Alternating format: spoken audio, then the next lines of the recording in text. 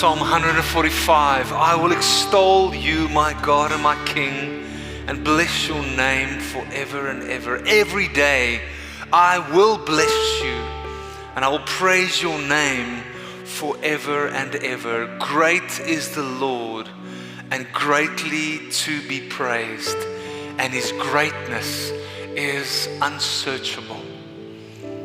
Here vanoggend kom ons en ons lig ons harte op in ons lewens en ons sê, Here, daar is 'n naam groter as ons eie naam.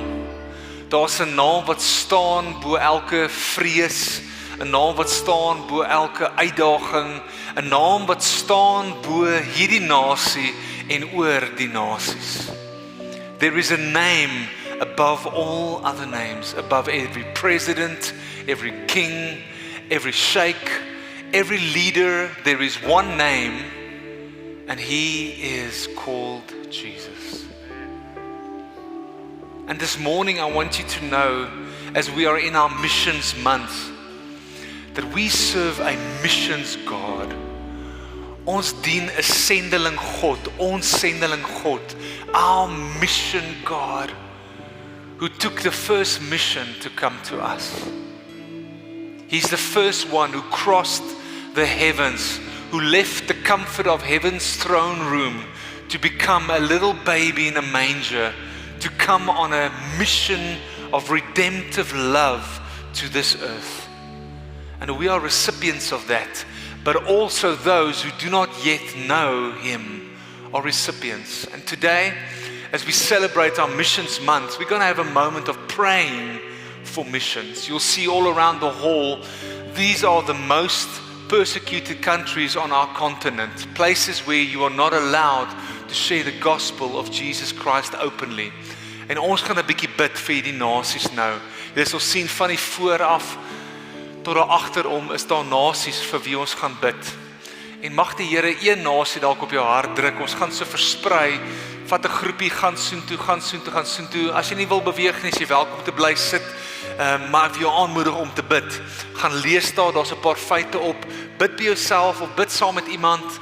Draai na mekaar toe. Ons gaan 'n paar minute net bid. We want to be a praying church and lift up the name of Jesus over all these nations, whether they're persecuted, whether whatever is going on in those countries. Let's pray. Kom ons spreek 'n bietjie op en ons bid vir die nasies in die kamer.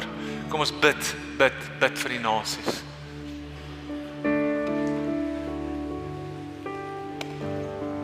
The name above all names.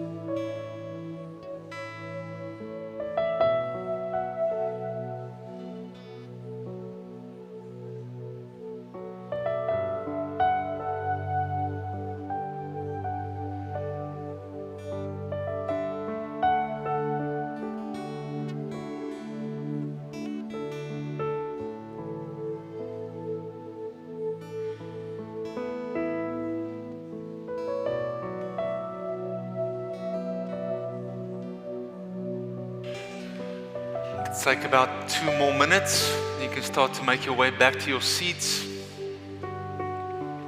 We believe in praying for the nations because we believe it's in God's heart. We're not called every nation for nothing. We have a heart for the nations.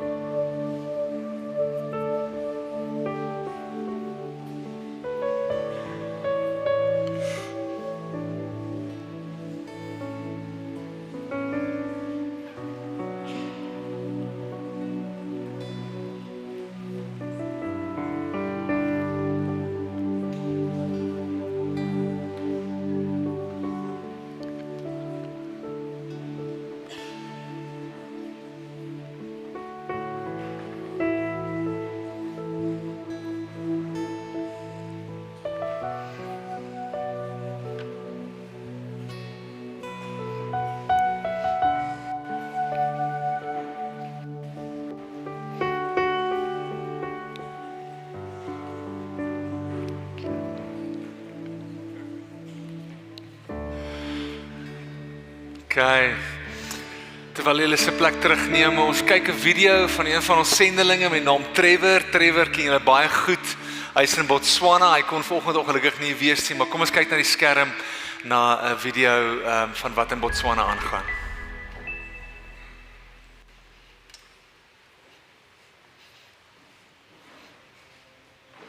So I grew up in Botswana with a love for the country.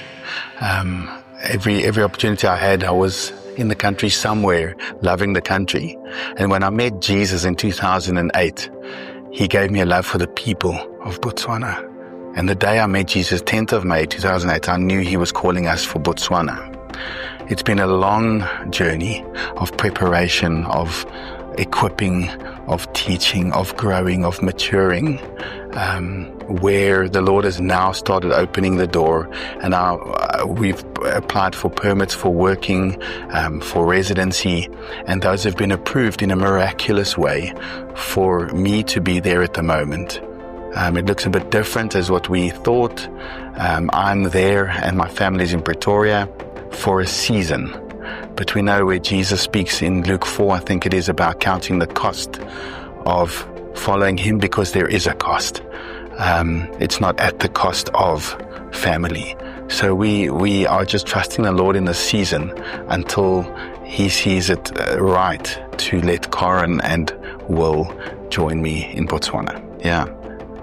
To trust the Lord in instilling the Matthew 28 in the local church, in the Botswana church, because over the years it's been a church that's received mission teams and has received a lot, and has not been going. So to bring the calling, the Great Commission home, and to trust the Lord to just really instill that in the local church. Okay, so first of all, I want to say thank you. Eladispark, Every Nation Eladispark, for sending me, for sending missionaries, for being missional, nations focused. Thank you. I'm there. I'm in Botswana. My family's this side. It would be amazing for you guys to send teams. Come with us. We have so much work in Botswana. We need hands. And that's the beauty of being a global family. Every Nation Botswana, Every Nation Tshwane, Every Nation Eladispark can become part of what God's doing in the nation of Botswana. By coming on a mission, hear from your local representative in the congregation, what the plans are for missions to Botswana, and come and pray into that, give into that, and then go. That would be amazing. Us as a family need prayer support, with me being that side and my wife and the kids being this side. Thank you for your prayers, your continued prayers. And then there are costs. There's living costs that side.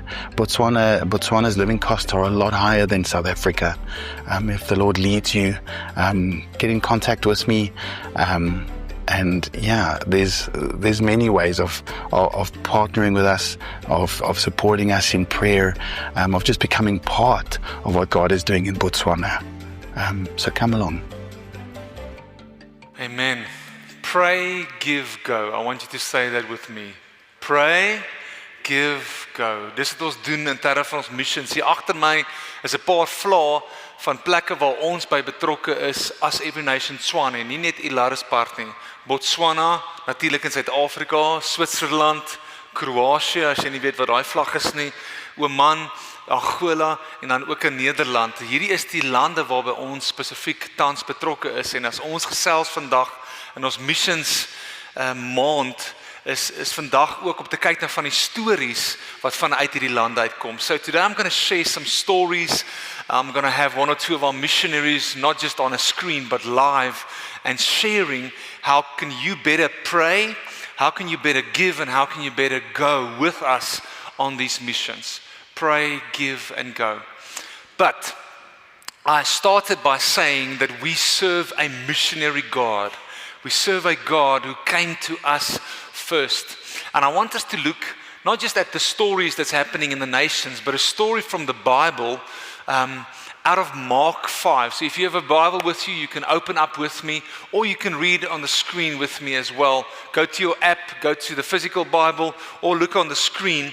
Now, the quick story of what happened here is Mark 5 is Jesus was teaching on this side of Galilee, or the lake of Galilee, and he was teaching, was preaching, and these disciples are with him, and now he says that they need to leave. After they've done many miracles, many things in chapter 4, they're leaving for the other side, and when they're there on the lake, Jesus is probably a bit tired of all the ministry work, en voor ons weer kry raak hy in die slaap, en toe kom daar 'n storm op die see. A storm comes on the sea, and you can just imagine you're one of these disciples now. You're like, oh Lord, we just ministered the whole time, we are tired, and now this storm is coming.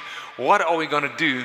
And they probably think they're going to die. They wake up Jesus. Jesus says, hey, ye of little faith, and he shouts out over the ocean, and he says, be still, wees stil.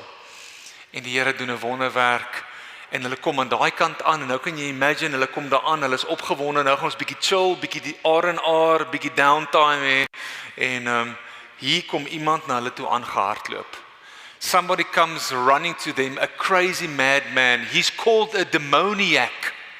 From the tombs coming running to them. And this is where we pick up the story in Mark 5 verse 1 to 20. You can read with me. They went across the lake to the region of the Gerasenes, and when Jesus got out of the boat, a man with an impure spirit came from the tombs to meet him. This man lived in the tombs, all right? Get the idea, get the picture, and no one could bind him anymore, not even with a chain. For he had often been chained hand and foot, but he tore the chains apart. Superhuman strength, there we go.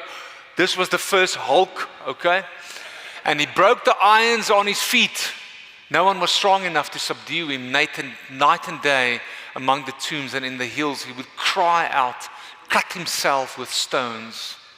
When he saw Jesus from a distance, he ran and fell on his knees in front of him. He shouted at the top of his voice, what do you want with me, Jesus, Son of the Most High God?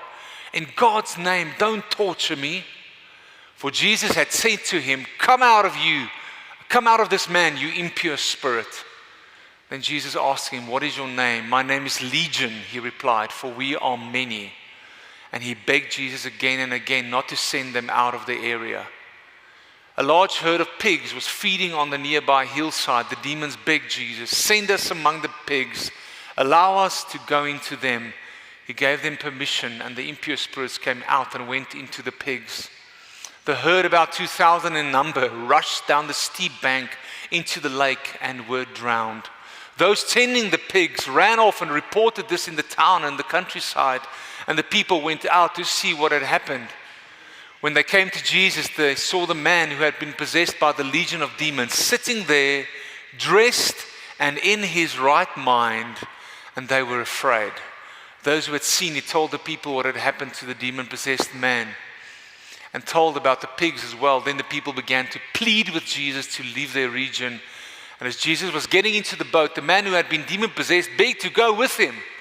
But Jesus did not let him, and said, "Go home, go to your people and tell them how much the Lord has done for you and how he has had mercy on you." So the man went away and began to tell the Decapolis how much Jesus had done for him, and all the people were amazed. Wow, what a missionary story. And maybe even as you are reading this, you're like amazed with me that Jesus actually has the ability to not just cross a lake, but cross so many barriers to get to this person's soul. And maybe even you're sitting here and you think, I'm too far off, I'm too different, I'm too weird, I'm too like this man. Listen, if Jesus could save somebody like this, he can save anybody. He can change anybody. Soos ek vra dat van ons sendelinge vorentoe kom, Stefan en Kate en Lou, Erika, gaan ons na 3 goeters kyk.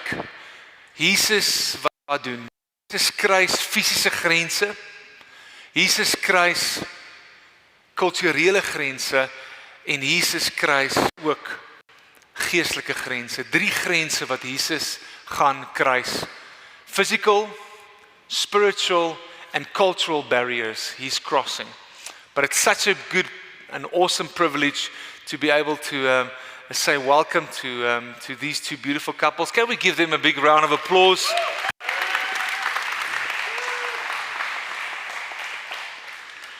Jesus kruis fisiese, kulturele en ook geestelike grense en ek gaan preek soos ons die stories hoor en met jou deel wat ek glo die Here vir ons wil kom sê vandag deur julle stories.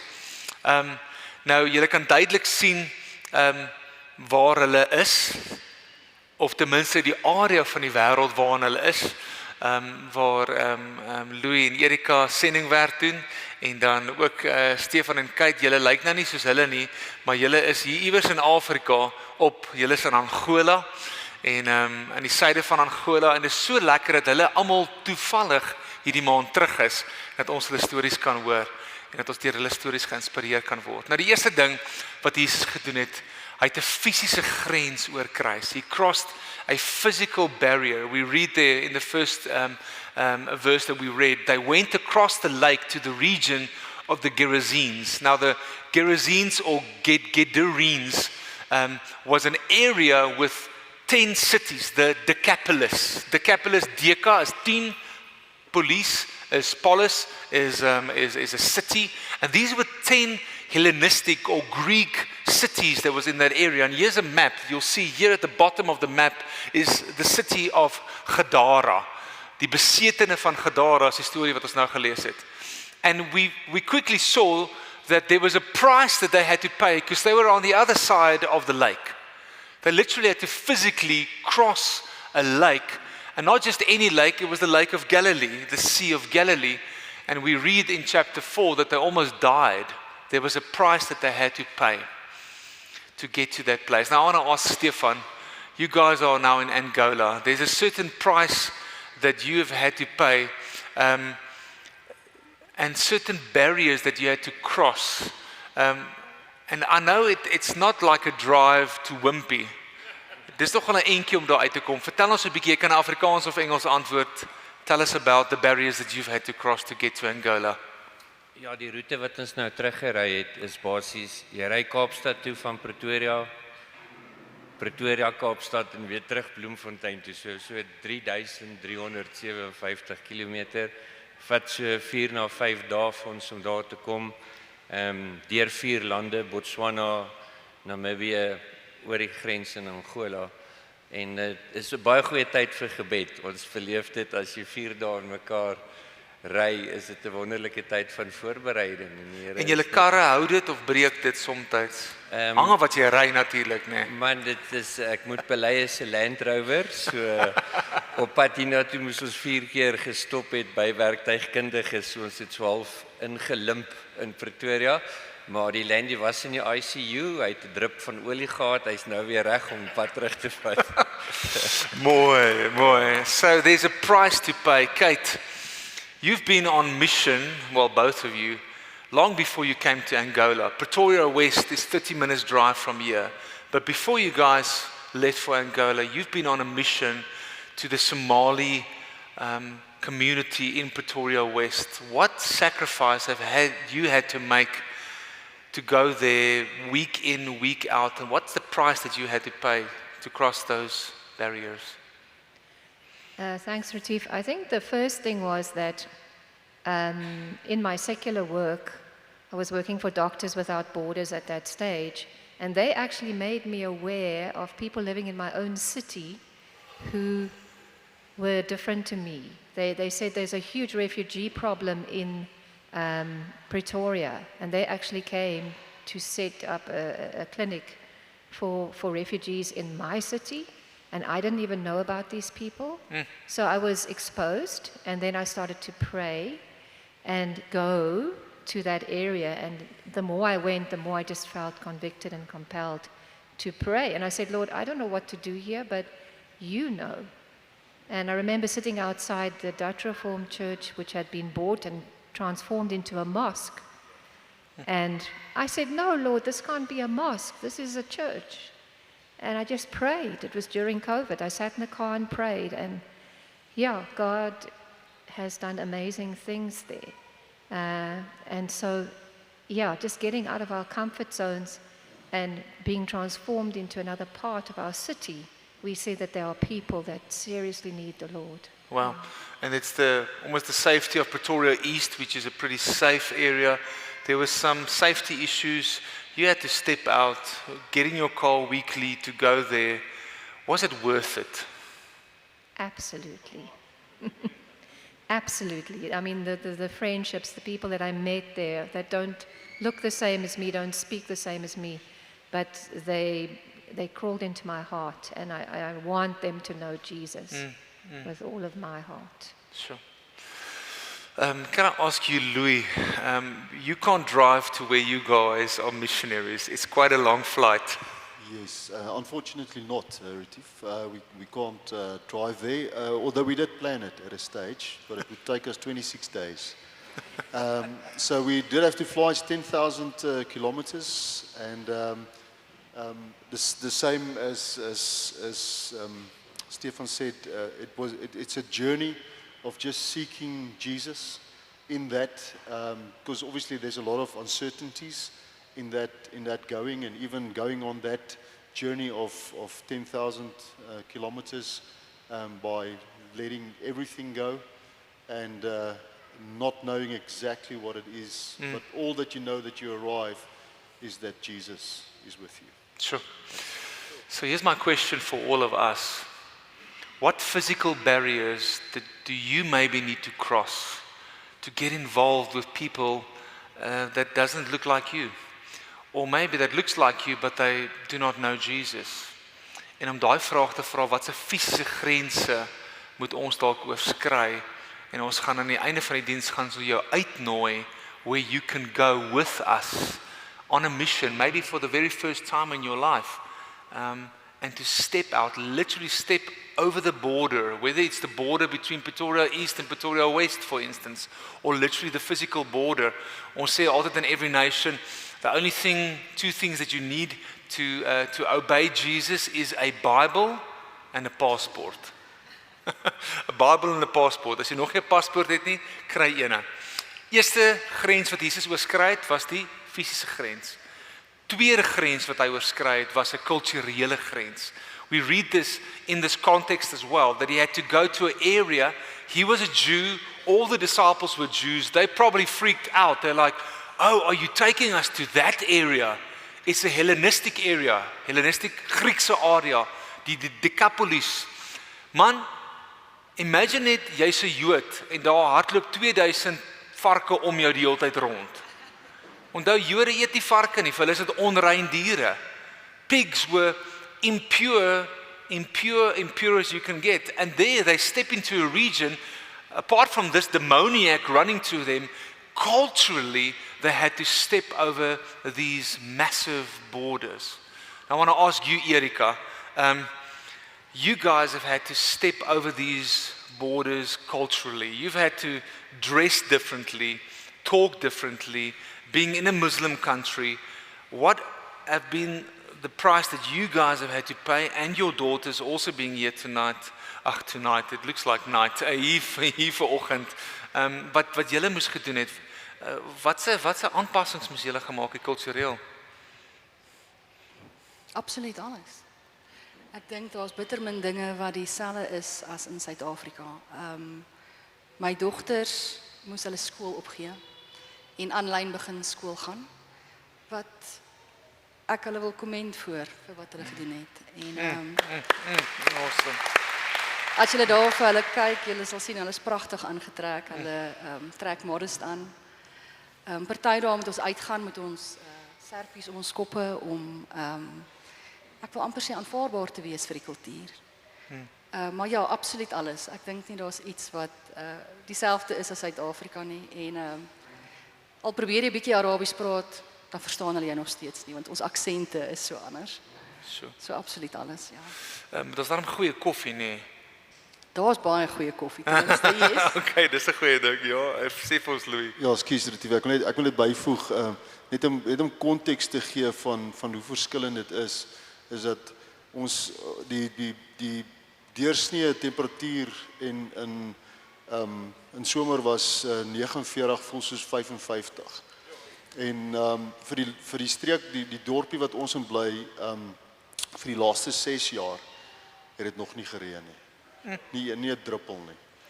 So ons word omring, ons het nie diere van onsself nie, maar daar's donkies en bokke wat om ons huis loop, maar ek dink die grootste verskil wat ons tot die besef gekom het is dat hulle glo nie soos ons nie, maar Jesus het hulle lief. En what does that do in me? That they don't believe like me, but Jesus loves them. Sure. And that compels us to keep on standing in that heat and no rain because Jesus loves them. Sure. Kate, you mentioned something that being in Angola, in a country where we were at war with Angola, and now suddenly you're going as South Africans. What barrier do you need to face ministering to people who might have some residue left of that history? Yeah, indeed.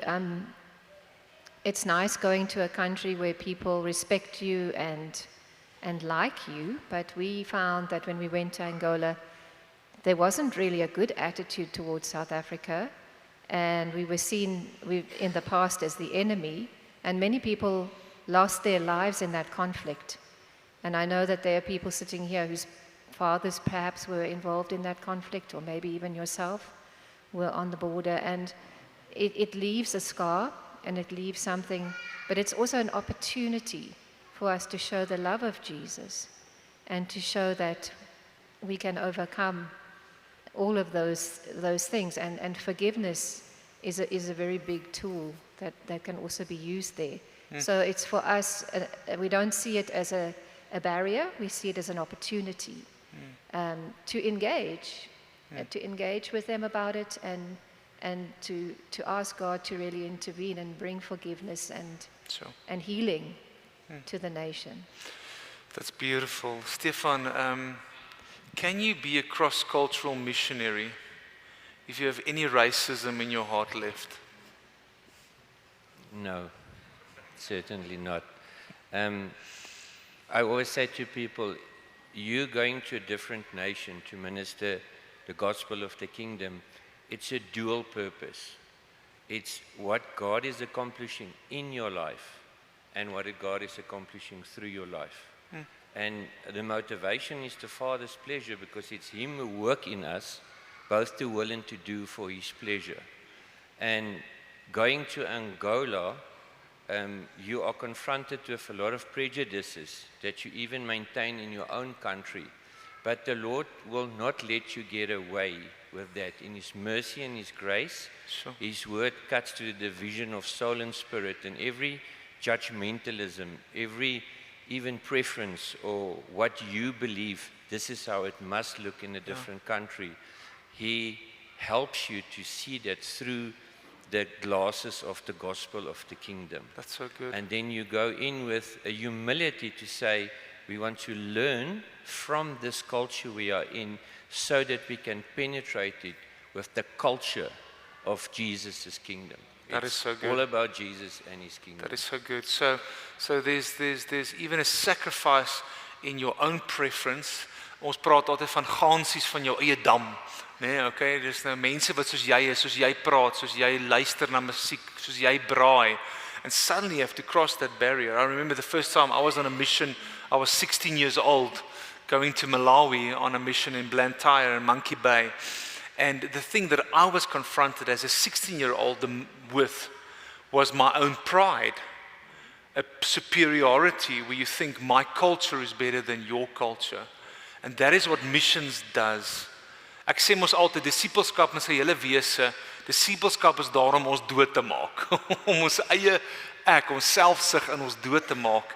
And I triple dog dare you to go on a mission so that whatever in us is not of God can die, can be literally cut down, so that in humility, and I love the word that you used, there's no way that you guys can be missionaries, Trevor missionaries, Hansi and Marna and the rest of the team, the people who are in the countries can be missionaries if there's not a humility and a teachability, and we've let go of the superiority maybe that we might have left. So that's my question to us as a church. En ek wil jou uitdaag en ek wil jou vra, wat moet jy dalk laat gaan, wat moet ek laat gaan, sodat ons hierdie kulturele barrier kan kruis in ons lewens, dat ons kan sê, Here, maar vat my verby my comfort. Is dit al comfort? Is dit al miskien 'n bietjie rasisme wat oor is, wat baie van ons nog steeds mee gekonfronteer word in ons eie harte? Wat is daar wat ons moet laat gaan om dit te kan kruis? So, 2, Jesus kruis physical barriers, fisiese grense, kulturele grense. En ons kan nog ure hier sit en die stories hoor, maar daar's 'n derde een waarby ek wil uitkom. Jesus kruis geestelike grens. And that's the biggest barrier. But from the story, I'm so convinced, I'm so encouraged by Jesus almost giving us a picture of the worst of the worst of the worst of sinners, that his gospel could penetrate into that person's life. So let's read the story again from verse 2. When Jesus got out of the boat, this man with an impure spirit came from the tombs to meet him. Imagine hierdie ou, imagine jou huis se adres, sê tomb number 123, Death Valley. Okay, alright? Dis waar jy bly. Dis waar hierdie ou gebly het. Tussen die tombs, he's reeking of death. And nobody could chain him. He had been chained hand and foot, but he tore the chains apart. Superhuman strength. He broke the irons on his fist. No one was strong enough. En dan sien ons, hy was gepossess gewees deur 'n demon met die naam Legion. Legioen. Do you know what that means?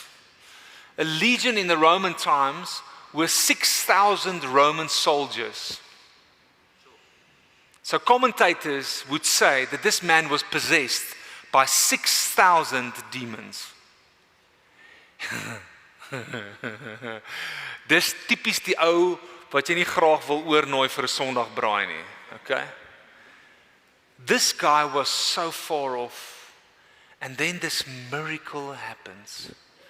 And we've heard some stories from them, and maybe you've heard these stories of Jesus being able to penetrate the hardest heart, the most demon-possessed soul, and that is the business of Jesus. And maybe even this morning you're sitting and you're thinking, can he change me? I want to tell you, he can change you. He can make you a new creation, as 2 Corinthians said, that the old is gone and the new has come. Jesus is in the business of changing people. And we read from the story that he drove out the demons, they went into the pigs, and this man was set free in such a way that when the other people came to the town and they actually saw him, this was their report that they saw. They came back, he was sitting there, not running around and screaming in the tombs. He was sitting there in his right mind, and they were afraid. Skielik besef hulle, hy het 'n miracle plaasgevind in hierdie ou se lewe en ek wil vandag vir jou sê die Here kan dit in jou lewe ook doen.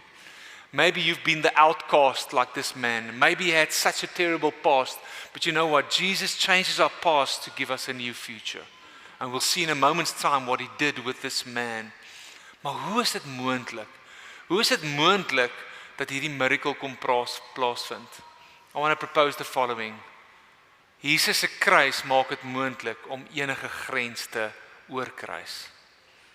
Jesus se kruis maak dit moontlik om enige grens te oorkruis. Because of the blood of Jesus spilled on the cross of Jesus, any barrier, and the biggest barrier is a spiritual barrier, dead in our sins, dead in our transgressions, and Jesus has crossed that barrier through the cross where he paid the ultimate price so that we can step into a new life, into a new future with Jesus. And that is why these people are going.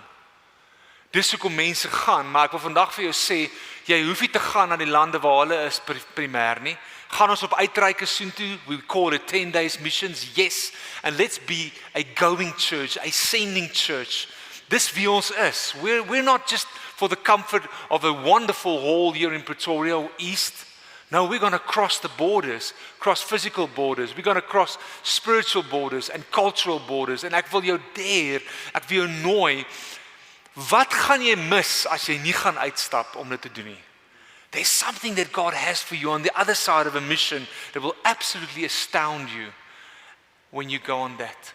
But something drove Jesus, and I believe it was the love that he had for these people. Kan ek vir julle nou vra, en ek wil julle moet almal dit antwoord, en dalk het ek die antwoord nou al weggegee, maar Erika, ek wil by jou begin.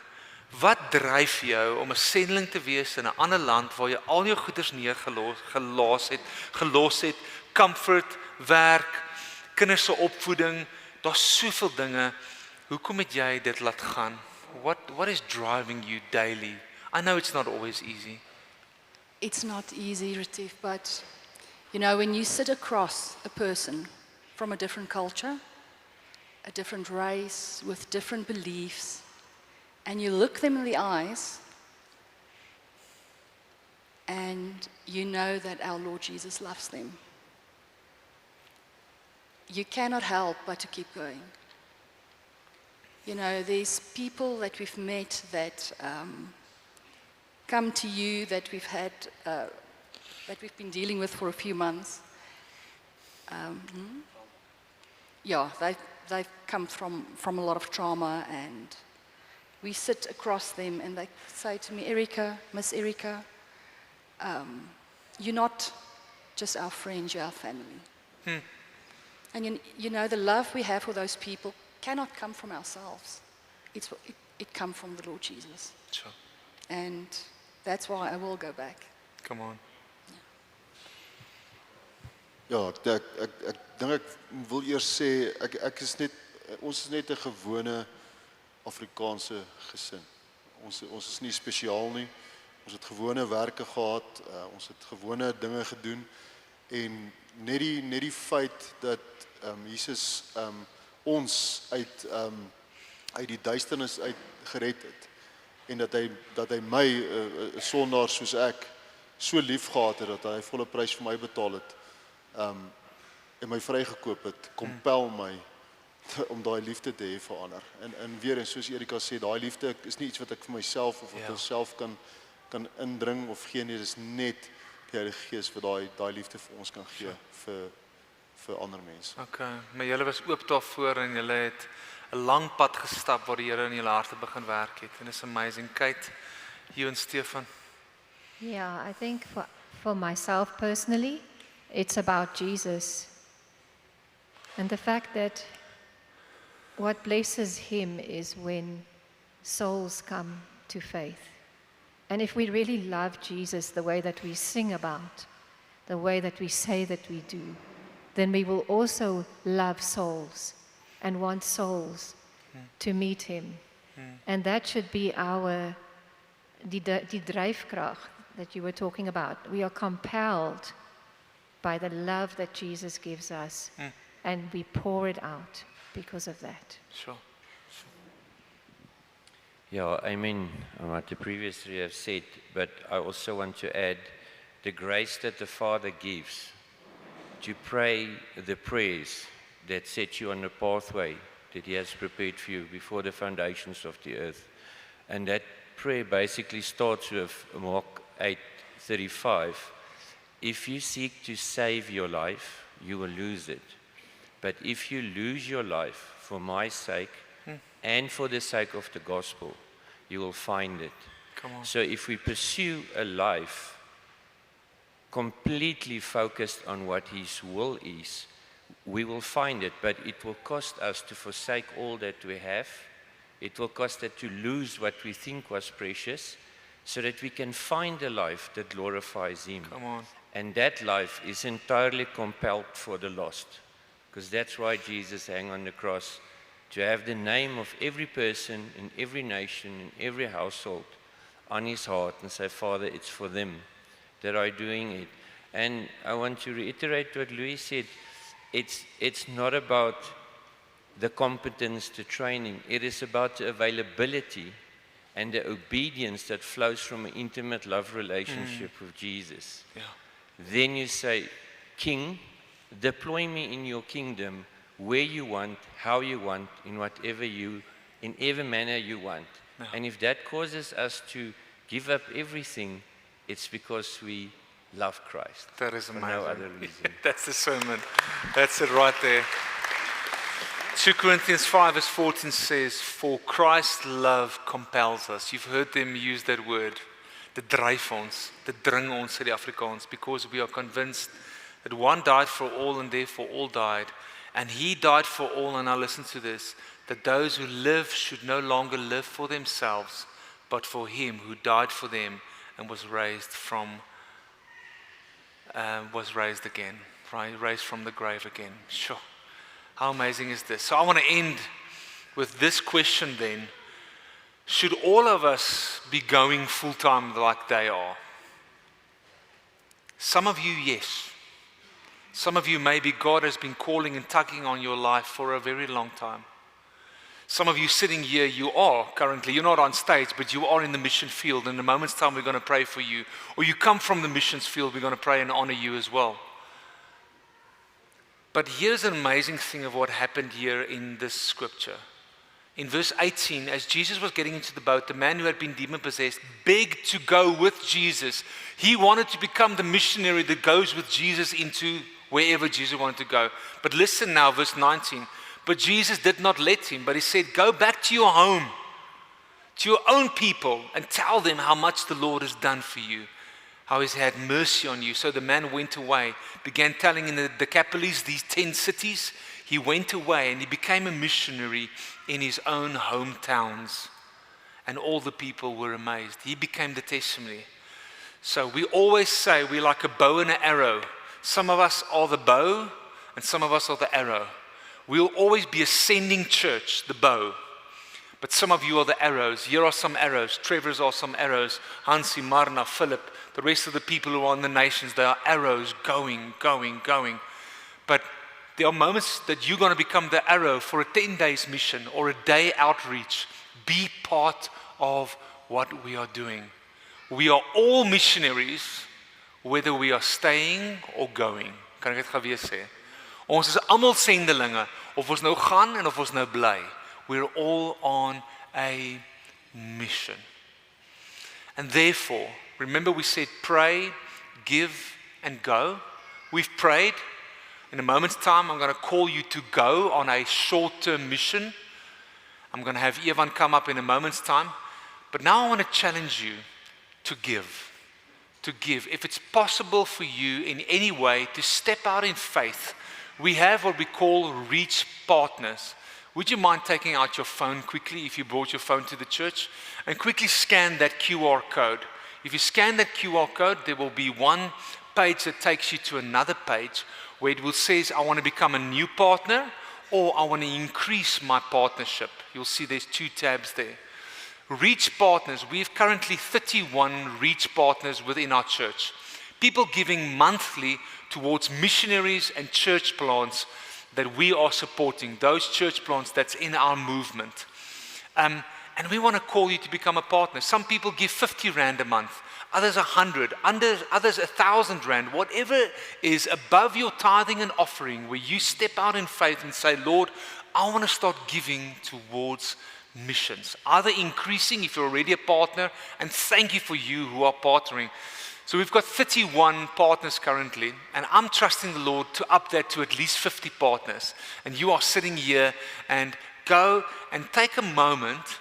Maybe you're sitting next to your spouse and say, what can we give towards the nations? What can we give? I want to give you a moment or two just to look at that, to go through the form and to commit and to say, Lord, on a monthly basis, what am I going to give towards the nations? As they leave the stage, I'm going to give you a moment. Let's give them a big round of applause. Thank you so much. We honor you. We're going to pray for you in a moment. Maar vat dit 'n oomblik hier. En vra die Here regtig, raak dit stil. Ek gaan net musiek vir 'n oomblik opsit en vra net die Here, Here, hoe moet ek betrokke raak? Can I give? Studente, jy kan ook gee. 3 minder cappuccino's, 5 minder cappuccino's 'n maand, R150, daar's hy, boom boom. 2 pizzas minder. Studente, jong werkendes, kom, raak betrokke van 'n vroeë ouderdom af om te begin gee te partner in die nasies. En ek gee 'n oomblikie.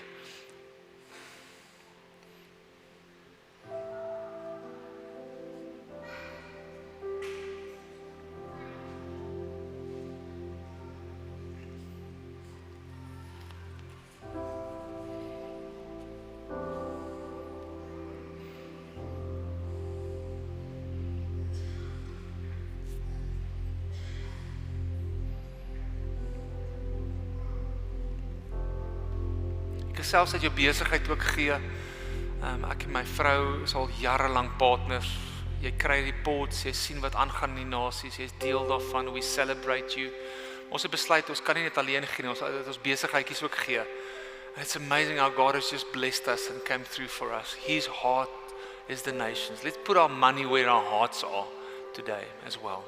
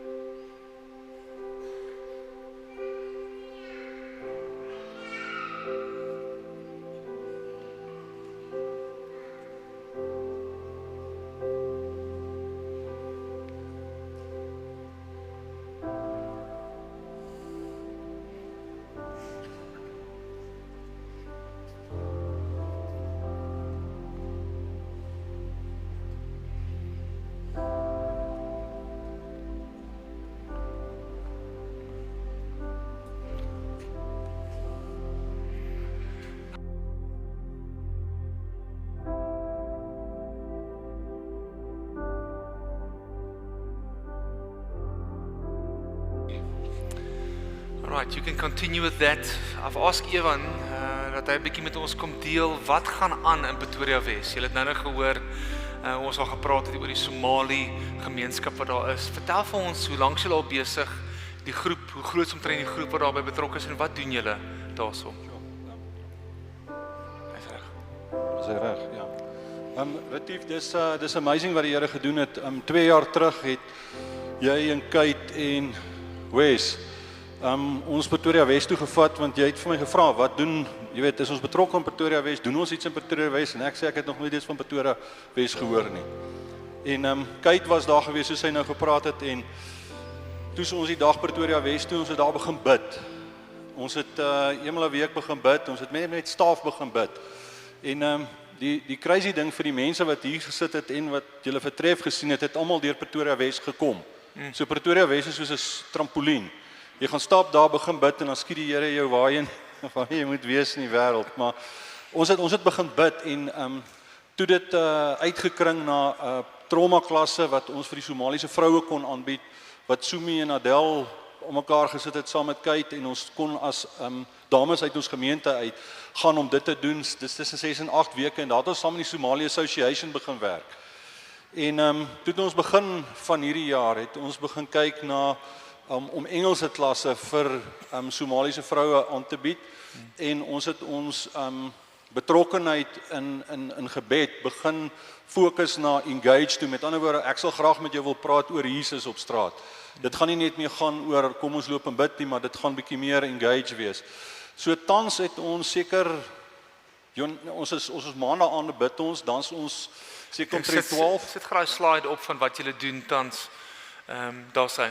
Verduidelik vir ons. So maandag aande bid ons oor Zoom. Dan is ons omtrent 12 mense wat online bid en enigiemand van julle wat weet, sodra jy sê moet bid, if we say prayer, then there's only 2 or 3 people that pitches. But Monday evenings there are close to 12 people that pray together. The Baptist Church, Waterkloof Baptist Church, there's members of their congregations also come on board. They've been involved. So Mondays and Thursdays, we have these English classes for 7 Somali ladies. Those of you that heard Abdi's story about how he got saved, it was actually at the English class. And then we're going to change that now. On Thursdays, we're going to go out and we're going to walk out into the streets to pray. We start at 9 o'clock when we have connect group with people from the community. Pierre and Andreas and the people are joining us there. Gideon, you also joined us, and that's just fantastic. So we start at 9 o'clock. We have connect groups with them, or Bible study groups, and then at 11 we get together at the Catholic Church, and at the Catholic Church we pray together, and then we go into the streets. And it's just amazing what God is starting to do in the streets when you engage with the people there. We're doing it on Thursdays.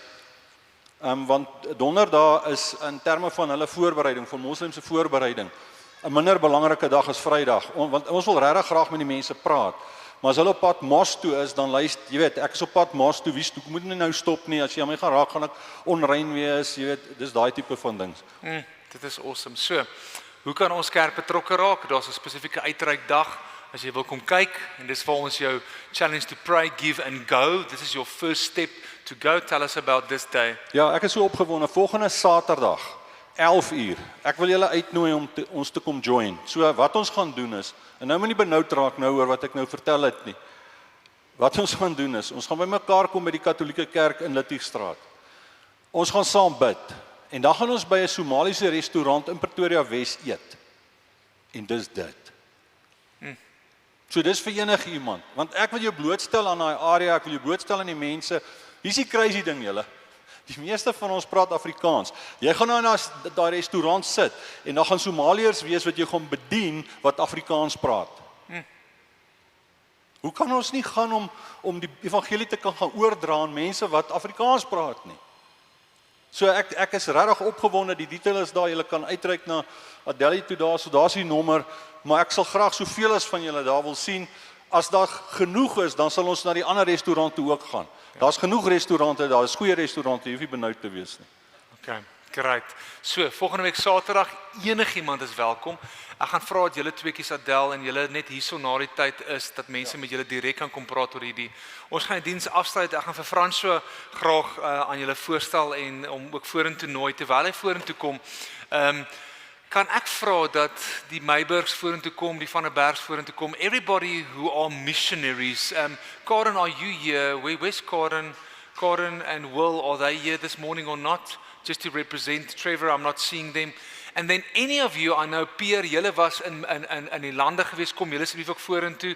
And anybody that's currently, whether it's in OM or it's in YWAM or Frontiers or any other missionary organization, Hanu, julle asseblief kom julle ook. Those who've been in the mission field, would you maybe come to the front? We're going to have a moment just to pray for you. Is there any other missionaries? Ek weet Ilse tans nie en sy is in die Kaap, nee, dis Ilse, nee. Sy is nie tans hier nie, maar enige van die ander missionaries, julle kan almal sommer hier voorkom staan. Let's just applaud these people for what they've been doing in the nations. We just honor you, we thank you. You are amazing, amazing, amazing, amazing. I've asked Francois. Francois is brand new, him and Teresa. He's been 16 years in our Every Nation Tshwane Church. They've been serving in the Highveld congregation, but it's so great to have Francois now coming in, and he has come into... Jy kan maar langs my kom staan. Kom daar die skadu's uit.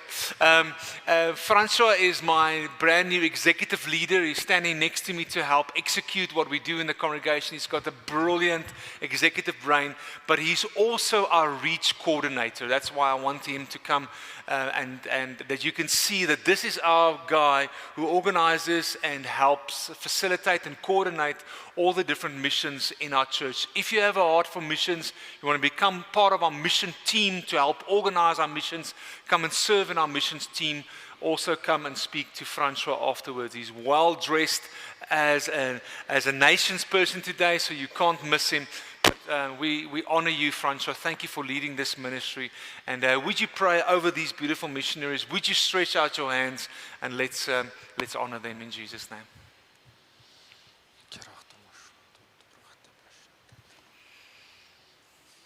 Father, your word says how beautiful are the feet of those that go. But Father, when we look at these people, I believe the only response that we can have is to honor you. We glorify you, Father, for the work on this earth and your creation, for your son's life that was bled out so that we can have good news. I thank you that we have been called to co-labor with you in finding and refining the bride for your son. And Father, may that be the thing that drives us as we surround these people with prayer. Father, I pray that our hearts will be quickened. To not look at them as some super religious group of people, Father, but people that we can emulate by crossing physical, religious, and spiritual barriers, even if it's just crossing the road to a neighbor. But Father, I pray that we will be obedient and so that you'll be honored in our lives as well. But Father, I pray that you will quicken yourselves among these people. I pray that your spirit will be tangible in their lives. I pray that they will be filled and bubbling over with love that is born of your spirits. And I pray that you will give every single one of them what they need physically. I pray that you will give them each what they need spiritually. I pray that you will give them community. I pray that you will give them wisdom and insight. I pray that you will give them patience. I pray that you will show those that they connect with the supernatural God that we serve. I pray that as we read in 1 Corinthians and throughout the book of Acts, Father, that the Holy Spirit gifts will be prevalent in their lives, so to speak of your glory and your might and the one God that is above all gods and whose name is above all gods. And that you will be glorified as they walk the holy places that you've given them to walk. Yes. And Father, in faith, we claim the places that you've given them. Yes. Come on. That it will belong to Jesus, and that worship that does not exist will start to blossom, will start to take root, and worship of the one true God will exist because of they paid the price. And if you agree with that prayer, will the church say amen? Amen. Amen. Amen. Thank you so much. Let's give them a big round of applause. Dankie julle. Ons eer julle. Ons lief vir julle.